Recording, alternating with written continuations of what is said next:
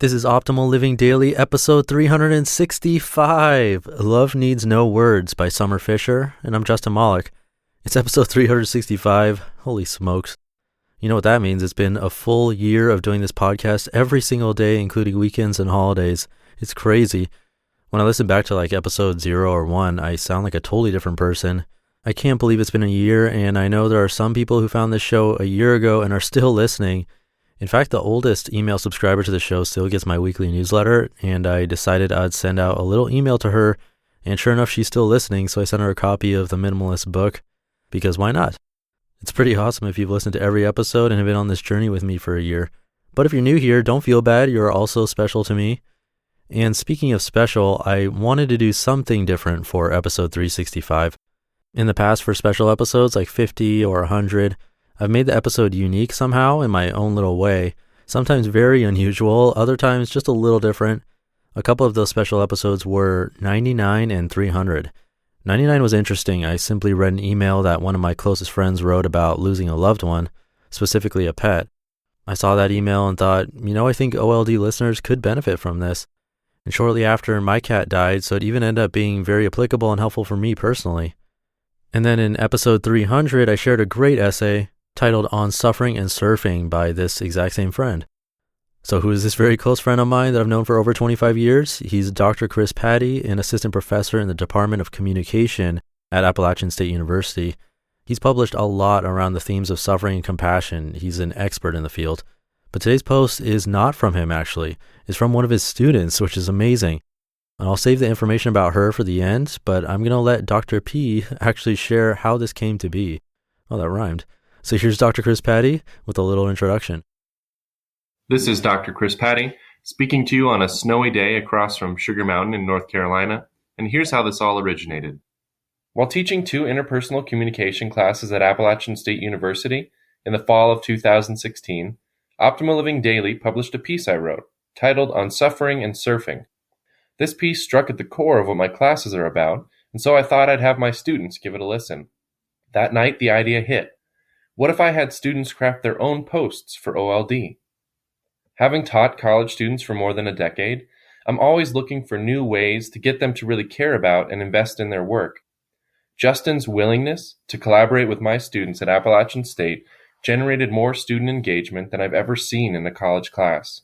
After rounds of drafts and peer review, my 50 students created a forum of their submissions and comments, totaling about 250,000 words.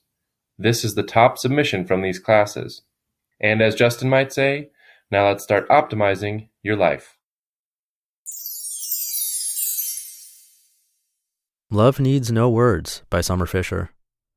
It's funny how the world works. Some of us are born with abundant opportunities, and some of us come into a world less fortunate, with no apparent rhyme or reason. One of the greatest gifts we often take for granted is the ability to communicate to those around us. My best friend Sarah has never spoken.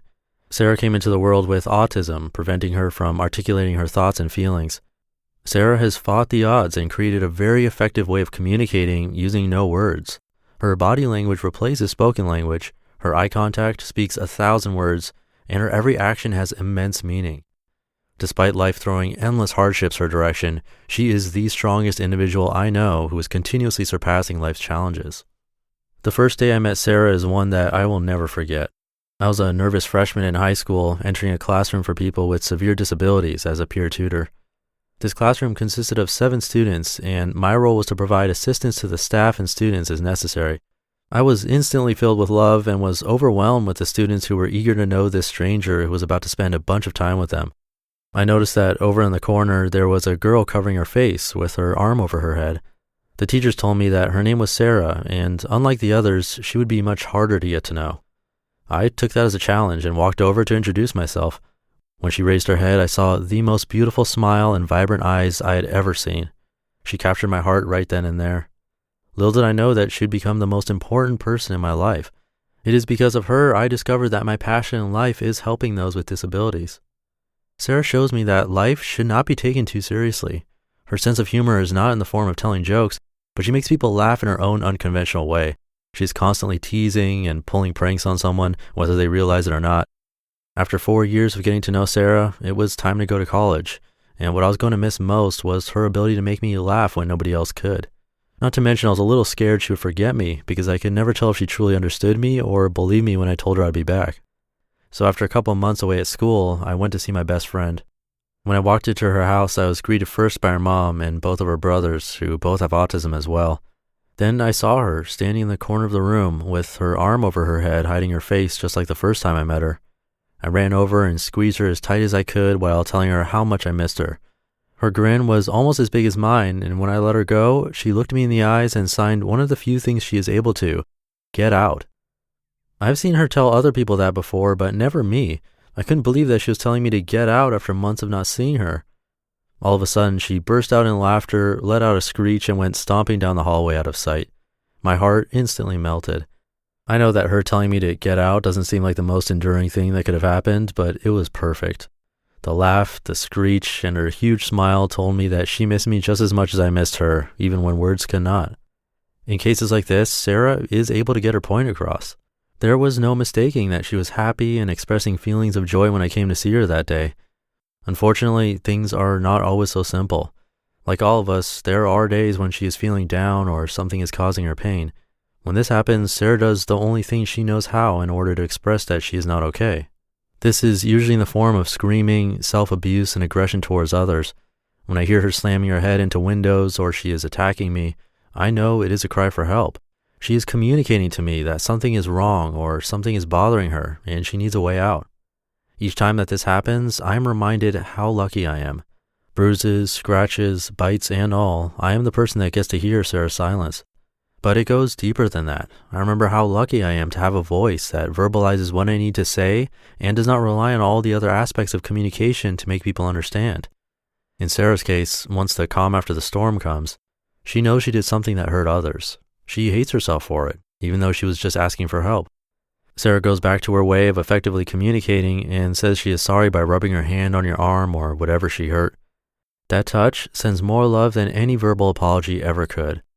Even though the world took away Sarah's ability to speak to me, it gave her the most amazing ability to connect with people in other ways. She challenges the common misconceptions surrounding the limitations of autism. Without words, she teaches me more than anyone else in my life could. She teaches me to never take anything for granted and appreciate everything I have, while always remembering what really matters in life. But most importantly, she teaches me that in a world that values communication so deeply, love needs no words. You just listened to the essay titled Love Needs No Words by Summer Fischer. And how beautiful was that? Summer's a psychology major at Appalachian State and was born and raised in North Carolina. Her plan is to get her doctorate and become a behavior analyst for the mentally ill, which is awesome. I'm sure she'll go on to do great things. And you know, the amazing thing, besides Summer and also Sarah's family letting me read this to you, is that they're also letting me publish this essay on my site with pictures so you can put some faces to this story. Like Summer mentioned, Sarah actually has two brothers who also have severe autism, similar to hers. Their mom, Laura, is doing an amazing job and happens to be a single mother. They could use any kind of support. If you come by this post at oldpodcast.com/love, you can show Summer and Sarah's family some love. You can comment on the post and share it. But Summer's graciously offered up her own email address if you want to connect with her and show a deeper level of support, whatever that means to you personally. Really, if this essay struck you like it did me, you can send her a note.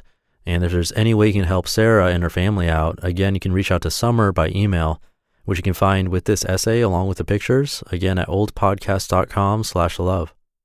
All right, I hope I didn't forget anything. Oh, I did. Dr. Chris Patty, so many thanks for thinking of this brilliant idea of turning this episode into a university assignment. So cool. He's also available to reach by email, and his info will be on this post too at oldpodcast.com/love. So everything is there for your convenience. Thank you for listening to episode 365 and subscribing to the show and being here for this year-long journey of OLD. I'd love to make it another whole year of reading to you. All you have to do is keep listening. Thank you for all the support, and I'll be back tomorrow where your optimal life awaits.